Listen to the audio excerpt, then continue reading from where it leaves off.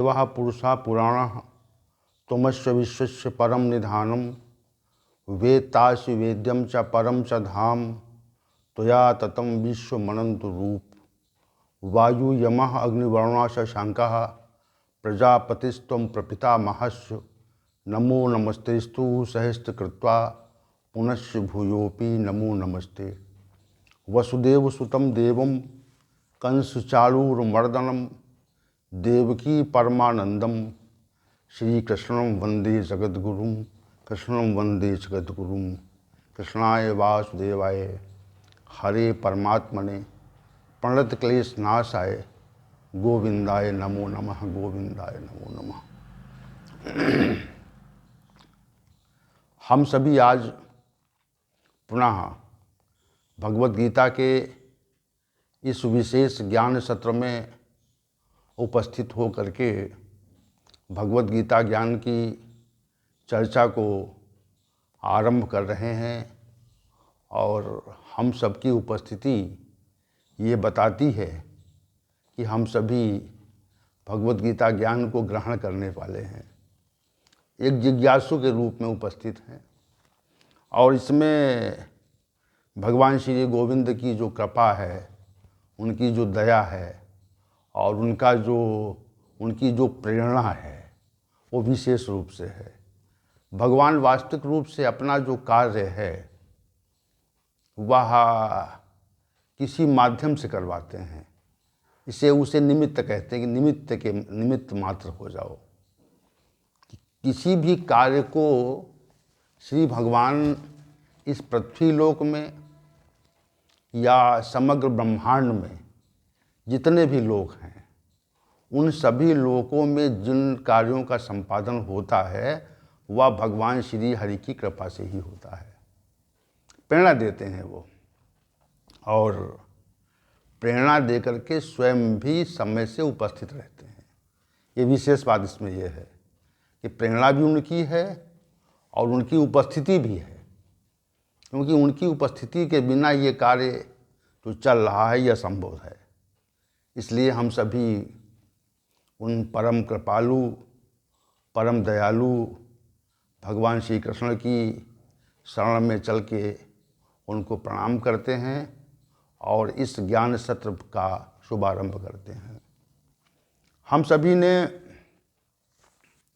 विगत सत्र में अध्याय संख्या 15 के श्लोक संख्या 1 पर विचार किया था, और श्लोक संख्या 1 में श्री भगवान ने ये कहा कि जो संसार वृक्ष है इसका जो मूल है वह मूल जो है वह ऊपर है, और इसकी जो शाखाएं हैं वो नीचे की ओर हैं।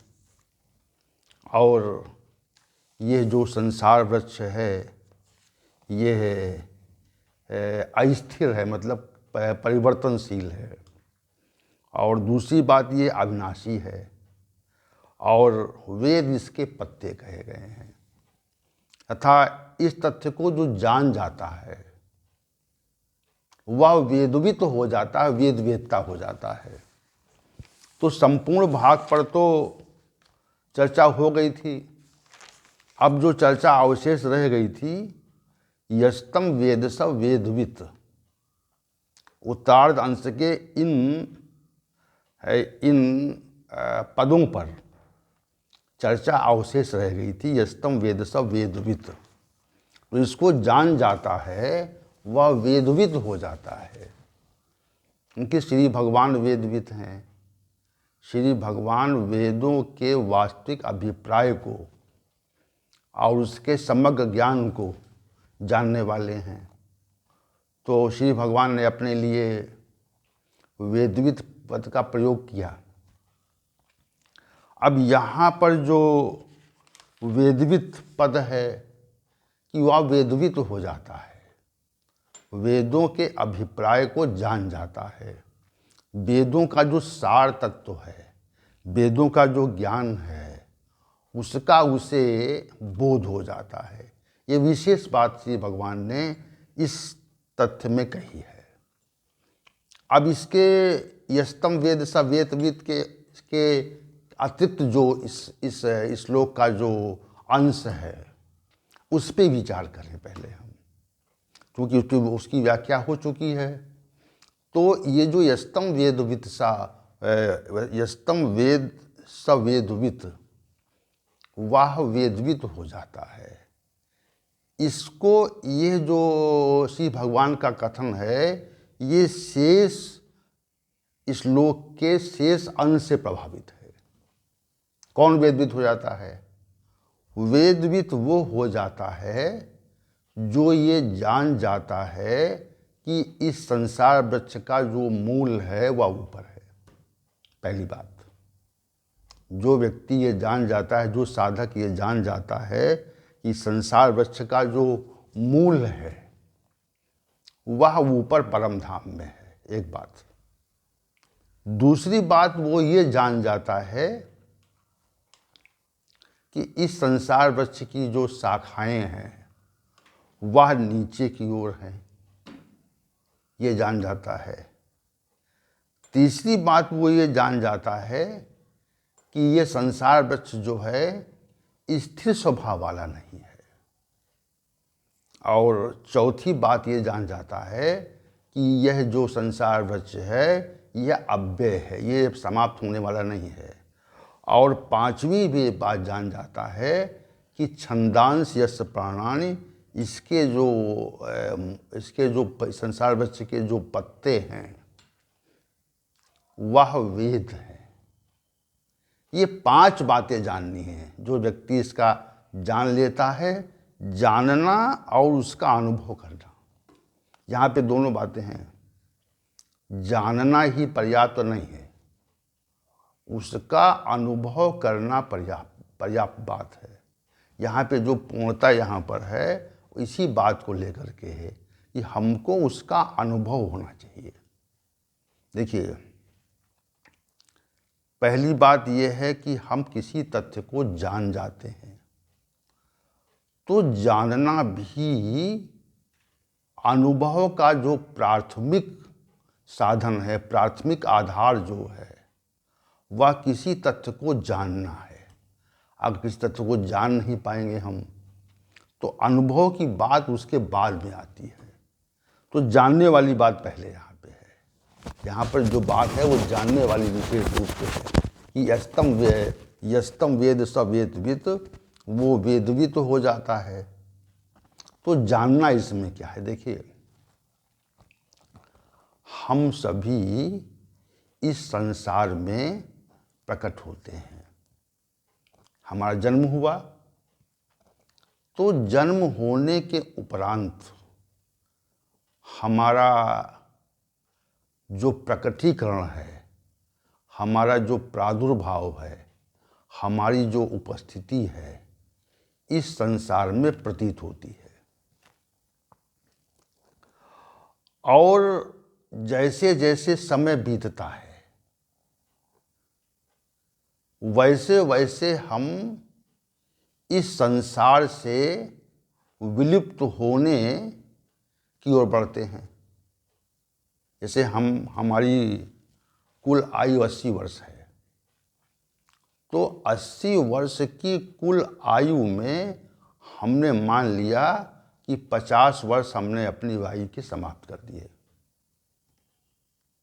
तो हमको 30 वर्षों के उपरांत इस संसार से विलुप्त होना है, ये निश्चित है। अब चूंकि सामान्य मनुष्य को यह ज्ञान हो नहीं पाता कि हमारी कितनी आयु है, हम कब तक जीवित रहेंगे, तो सामान्य व्यक्ति को जब ये ज्ञान नहीं हो पाता है तो वह जो आयु उसकी बीत चुकी है और जो विलुप्तिकरण में अवशेष है, विलुप्तिकरण में अवशेष मतलब कि हम यहाँ से गायब होंगे, इससे पहले ये बात हम जान जाएं कि इस संसार वृक्ष की जो मूल है वह परम धाम में है, परमात्मा में है। क्योंकि हमें अगर हम जान ना पाए, जैसे शिशु अवस्था में, बाल्यावस्था में, किशोरावस्था में इन सब विषयों का ज्ञान नहीं होता। युवावस्था ऐसी आती है, प्रौढ़ावस्था आती है, वृद्धावस्था आती है, तो हम जहाँ पे हैं वहाँ पे इस तथ्य को हम जाने कि हमारा जो मूल है, संसार वृक्ष का अगर मूल परम धाम में है तो हमारा भी मूल परम धाम में है।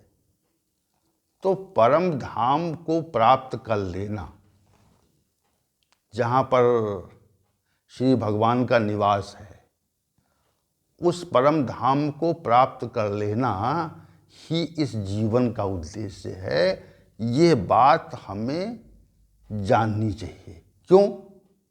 क्योंकि इस शरीर का और जिस जो शरीर इस संसार में रह रहा है उसका मूल परम धाम है। समझे? ये बात स्पष्ट होनी चाहिए कि मतलब हम ये बात जानें कि भाई हमारा जो मूल है वह तो परम धाम में ही है। तो हम नाना प्रकार की योनियों में जो भटकन लिए हुए भटक रहे हैं, नाना प्रकार की योनियों में जो हमारा भटकाव हो रहा है, वह भटकाव नहीं होना चाहिए। क्योंकि इसका हमारे जो जीवन का या संसार वृक्ष का जो मूल है वह तो परम धाम में है। हमको वहीं जाना चाहिए, हमको प्रयत्नपूर्वक वहाँ पर जाना चाहिए और जाने के लिए, वहाँ पहुँचने के लिए हमें नित्य प्रयत्न करना चाहिए। ये जीवन का उद्देश्य बनाएं आप। क्योंकि मूल ऊर्ध्वमूल है, ऊर्ध्वमूलम। ठीक है? तो ये जो पहला जो पद था कि ऊर्ध्वमूलम, इसका उद्देश्य यही प्रतीत होता है कि हम ये जानें कि हमारा भी मूल वहीं है, संसार वृक्ष का मूल वहीं है और हमारा भी मूल वहीं पे है। इसलिए हमें उस मूल स्थान पर जाना है। हमें अपने मूल स्थान पर, जैसे कोई पक्षी जो है अपने घोंसले से उड़ता है और उड़कर वह आकाश में विचरता है या अपने भोजन का प्रबंध करता है, और पुनः उसे ये ज्ञान होता है कि हमारा जो घोंसला है, हमारा जो आवास है वह कहाँ पे है। तो उसी आवास में, उसी घोंसले में अंत समय में उड़ता उड़ता वहीं पे आके रुक जाता है। जैसे किसी संत ने कहा था, जिस प्रकार एक जहाज में समुद्र में जहाज हो और उसमें पंछी बैठा हुआ हो और वो उड़े, तो चूँकि समुद्र तो असीमित है इसलिए पुनः वहीं पे आ जाएगा। पुनः जो पक्षी कितना भी उड़े, उड़ने के बाद में उसको जो आश्रय मिलेगा वह उसी जहाज पे मिलेगा जो समुद्र में है। वैसे संसार रूपी जो संसार हमें दिख रहा है ये समुद्रवत ही है, और समुद्रवत संसार हमको जो दिख रहा है इसमें हम कितना भी उड़े, लेकिन उड़ने के उपरांत हमको एक दिन परम धाम की ओर जाना, यात्रा करनी ही पड़ेगी। इसलिए क्योंकि हमारा मूल वही है, हमारा मूल वही है, तो मूल हमारा वहाँ है, इसलिए हमको उस परम धाम की यात्रा करनी पड़ेगी। और हमें प्रयत्नपूर्वक ये समझ लेना चाहिए, मन में ये बात बिठा लेनी चाहिए कि हमारा मूल तो वही है, और इसके लिए प्रयत्न करना चाहिए कि मनुष्य को प्रयत्न करना चाहिए कि हमें अपने मूल तक पहुंचना है। यही जीवन का उद्देश्य मनुष्य का है। तो यहाँ पर जो ऊर्ध्वमूलम कहा था कि मतलब इसका जो मूल है और जीवन का भी मूल वही है। दूसरी बात कही थी कि इसकी शाखाएं नीचे फैली हुई हैं। तो शाखाएं जो नीचे फैली हुई हैं उन्हीं शाखाओं में, संसार वृक्ष की शाखाओं में हम आ गए हैं, हम आ गए हैं, और इन्हीं शाखाओं में जीवन पर्यंत उलझे हुए हैं। क्या हैं? जीवन पर्यंत उलझे हुए हैं। हमारे जीवन का जो प्रत्येक क्षण है, प्रत्येक पल है, वह इस संसार रूपी वृक्ष की शाखाओं में ही उलझ गया है। शाखा नीचे है, हम नीचे हैं। नीचे संसार वृक्ष जो प्रतीत हो रहा है, उस संसार वृक्ष की शाखाओं में हमारा उलझाव है। उनसे हम निकलने का प्रयत्न नहीं करते, उनमें उलझने का प्रयत्न करते हैं।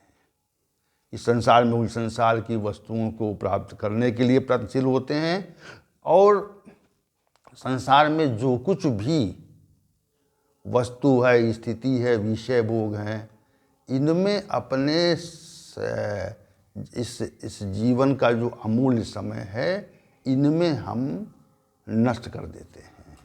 ये विशेष बात है।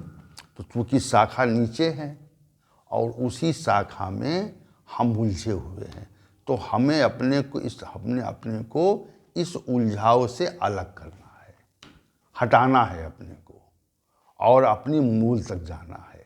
अधा शाखम, तो शाखा नीचे हैं और उसी शाखाओं में हम उलझे हुए हैं।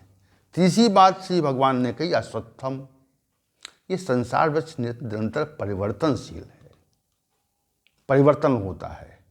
जैसे मनुष्य के शरीर में अवस्था के अनुसार परिवर्तन हुआ करता है, स्वतः होता है।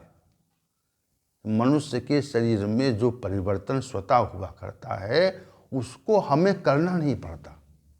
वह परिवर्तन स्वतः ही अपने आप हुआ करता है। इसमें कोई दो मत तो नहीं है। परिवर्तन हो रहा है और उस परिवर्तन को हम लगातार देख रहे हैं, और उस पर हमारा ध्यान नहीं है कि परिवर्तन हो रहा है। वैसे ही जो संसार वृक्ष है, जो निरंतर परिवर्तित हो रहा है, उसमें अपरिवर्तन का गुण नहीं है, उसमें नित्य परिवर्तन का गुण है। सब कुछ परिवर्तित हो रहा है। जो कुछ भी संसार में आप देख रहे हैं, उसका धीरे धीरे परिवर्तन हो रहा है। इस तथ्य को आप समझें कि जब परिवर्तन हो रहा है, हमारे शरीर में भी परिवर्तन हो रहा है।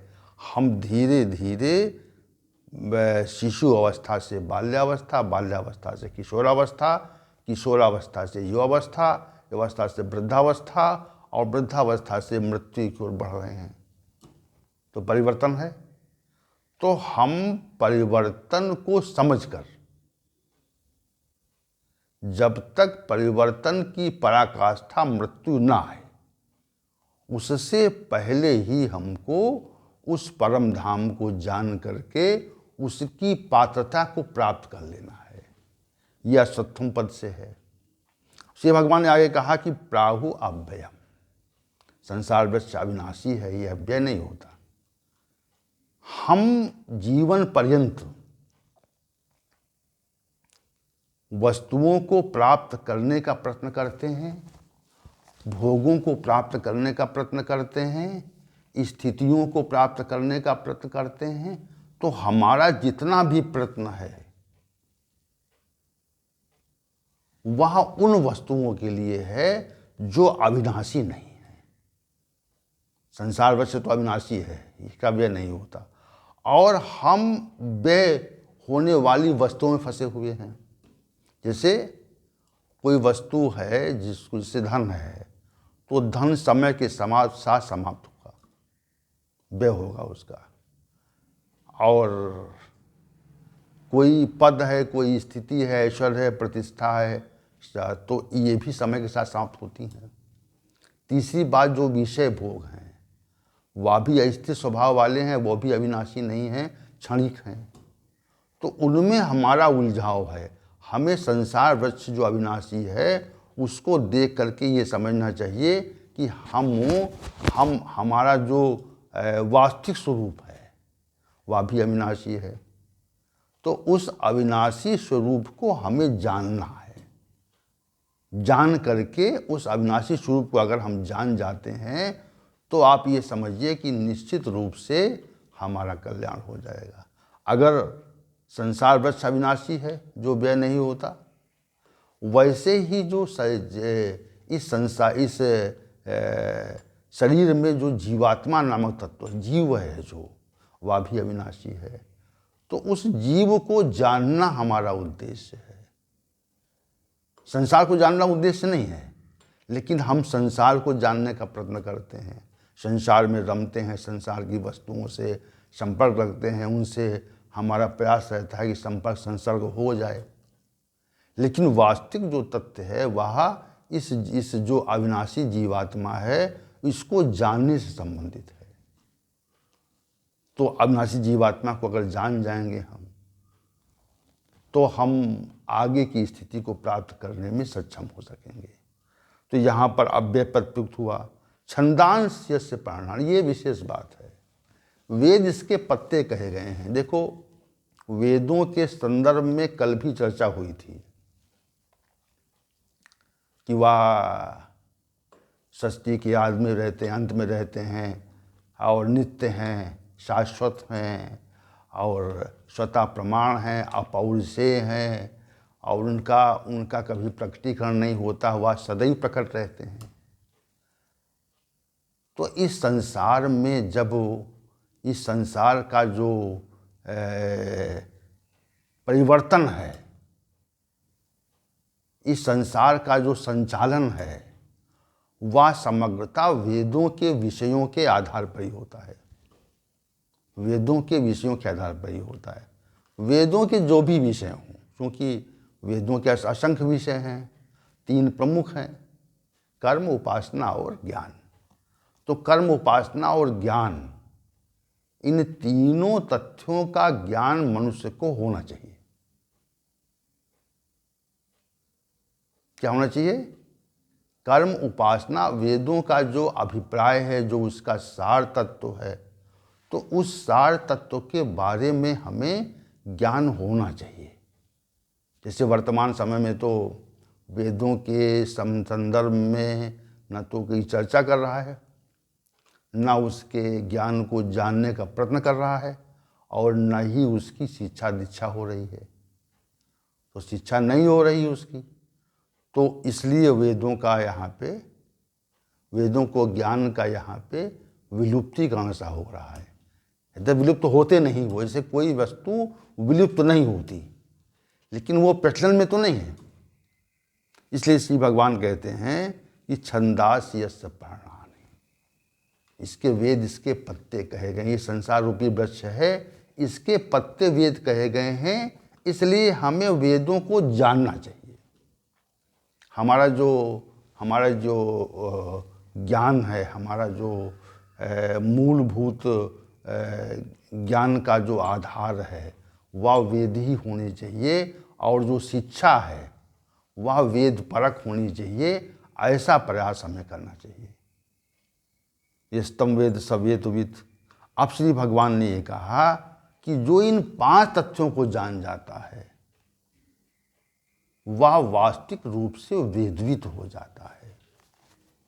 वेदवित जो संज्ञा है, ये कोई सामान्य संज्ञा नहीं है।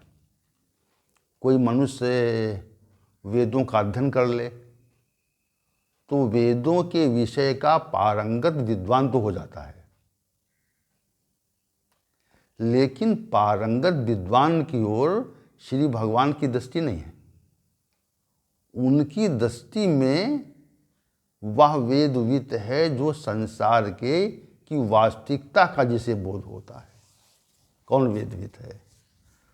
अब हमने मान लिया वेदों का अध्ययन कर लिया, प्रयास से व्याकरण सीखी, व्याकरण सीखने के बाद में जो वेदों के अनेक शाखाएं हैं उनका अध्ययन किया हमने। तो अध्ययन कर लेने मात्र से हमारा कल्याण नहीं हो सकता, हमें मुक्ति नहीं मिल सकती।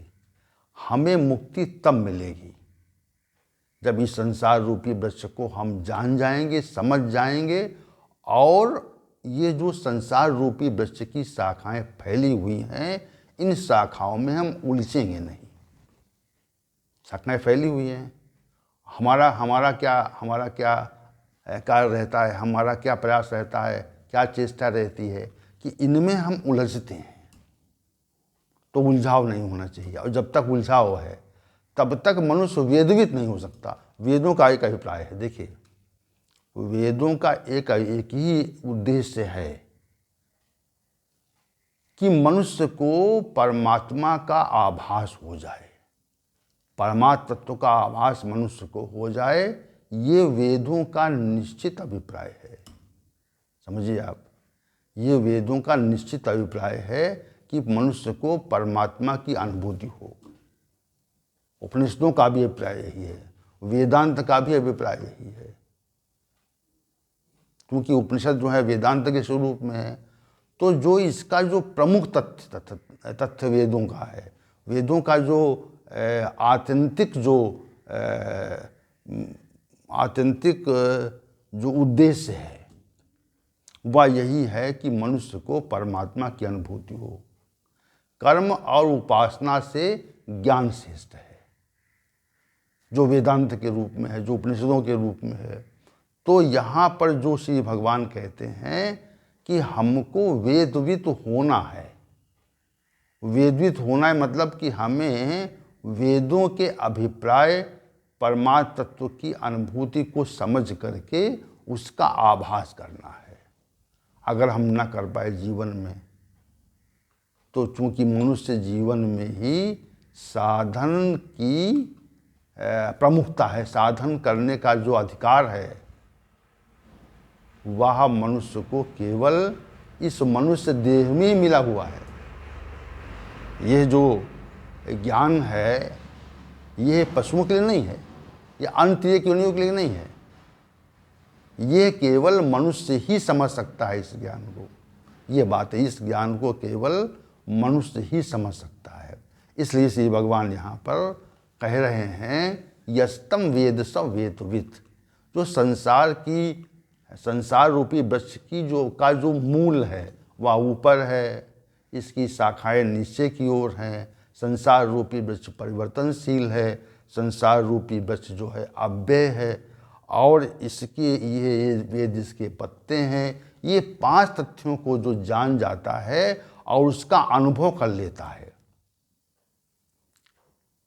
यहाँ पर अनुभव की बात विशेष है, अनुभव की बात विशेष यहाँ पर है, जो इसका अनुभव कर लेता है।